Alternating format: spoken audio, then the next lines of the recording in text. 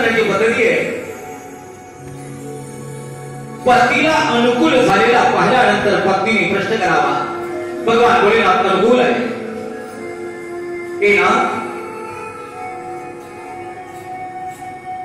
ना मेरे दिल में एक बहुत बड़ा संशय है.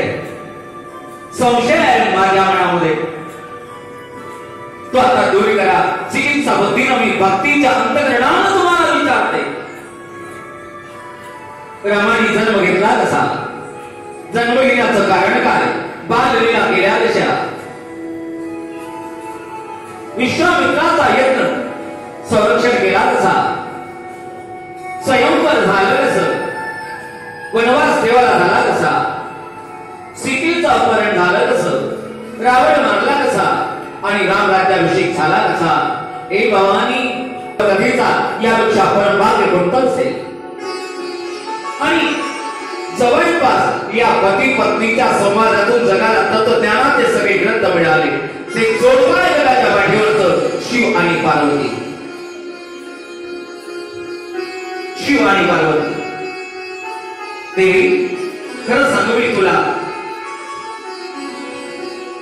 एकच निवेदन आहे. शंकरावरती प्रेम आहे हे सिद्ध कधी होतं. रामाला जाणत असेल तर सिद्ध होतं. रामावरती प्रेम आहे कधी सिद्ध होतं. शंकराला आदर देत असेल तर सिद्ध होतं. खरं सांगू काय, रामकथा मी तुला आता निवेदन करतो, पण मंगलाचरण करण्याकरता आधी आरंभ करतो आहे. पण प्रश्न विचारताना आई साहेबांनी आपला भाव प्रकट केला. अति आरती बुझाऊ श्रीराया, रघुपति कथा कौ करिदाया, प्रथम सुकार कौ विचारी, निर्गुण ब्रह्म सगुण वपुदारी. एक प्राणना मैं आपसे सवाल करना चाहती हूँ, वो निर्गुण ब्रह्म सगुण हुआ कैसा, सगुण झालं कसं. वास्तविक तर राम निर्गुण आहे. पुणे प्रभु कहूँ राम अवतारा, बार चरित पुनि कहूँ उदारा, कहूँ जटाधारी की दीवारी, राजत जासु दूषणकारी. प्रश्न विचारणारी भवानी आहे. नवरात्र कोणाचा आहे, भवानीचं. आणि हा प्रश्न कोण विचारते आहे, भवानी विचारते आहे. जिच्या दरबारात आहो तिनं प्रश्न विचारलेला आहे. भवानीने विचारला कोणाला आहे, पतिदेवाला आहे. प्रश्न करती भवानी, तिचंच नवरात्र आणि तिच्या दरबारात तिनं विचारलेल्या प्रश्नाची उत्तर देण्याचा सुवर्ण योग आला. यापेक्षा अजून कोणता योग असेल. Really all of you are very very lucky. पर भाग्यशाली हो आप सब लोग. मां जगदम्बा के दरबार में उसने जो सवाल भगवान भोलेनाथ जी से पूछा, सांगा निर्गुण असलेलं ब्रह्म सगुण झालं कसं. आणि ही कथा निवेदन करताना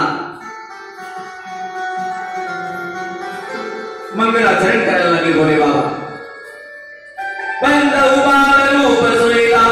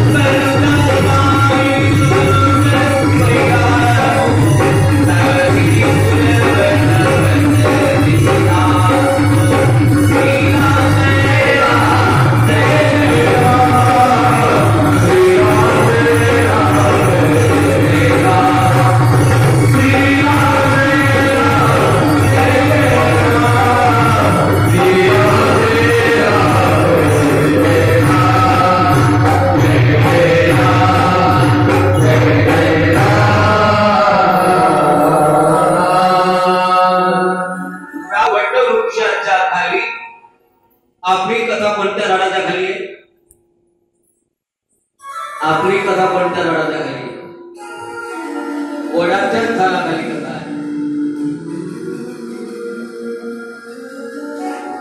वटवृक्षाच्या खालीच पती पत्नीमध्ये संवाद होऊन रामकथेचा शुभारंभ झाला. मंगलाचरण केलं. बाळ रूपाला मी प्रणाम करतो, जो अमंगलाचा हरण करून मंगलीचा प्रदान करणार आहे. पवित्राणां पवित्रं यो मंगलानां च मंगलम्, देवतं देवतां च भूतानां यो वेदपितः. मंगल देवाचं नाव आहे. प्रणाम केला आणि बोलायला लागले, हे गिरिजा कुमारी, खरंच धन्यवादाला पात्र आहे. माझ्या आवडीचा प्रश्न विचारला. आज तरी जो मुझे सवाल पूछा, जो मुझे अच्छा लगता है वही सवाल तरी पूछा. पती देवाच्या आवडीचा विषय असेल आणि पत्नीनं तोच विचारला तर आनंद होतो. नाहीतर आवडीचा विषयच नसेल मग नाक तोंड वाकडं करतो नवरा.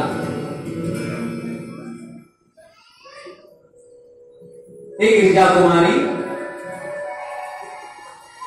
हे गिरिजा नंदिनी, तूने इतना सुंदर सवाल मुझसे किया बस. आणि आता रामकथेचं महात्म्य निवेदन करायला लागले. ज्या कानाने पार्वती भवानी, ज्या कानाने रामकथा ऐकल्या जाते ते खरंच कान आहे, कान.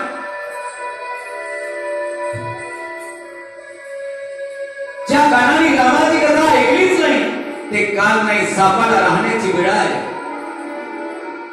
हे गिरिजा कुमारी, हे हिमाचल नंदिनी, ऐक तर खरं, ज्या डोळ्यांनी रामाचं दर्शन केलंच नाही ते डोळे नाही. ज्या डोळ्यांनी रामाचं दर्शन केलंच नाही ते डोळे नाही. मोराच्या पंखाचे असणारे डोळे आहेत ते, ज्या डोळ्याला काही चैतन्य नाही. ए गिरिजा कुमारी, जी डोकं रामाच्या पायावर झुकून वंदन करत नाही ते डोकं नाही, तो तुंबा आहे, तुंबा, कडुतुंबा. ए गिरिजा नंदिनी,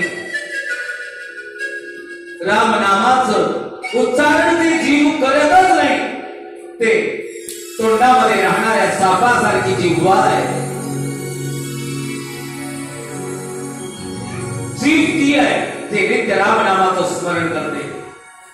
हा जिव्हा नवे काळ सरपाय, नामा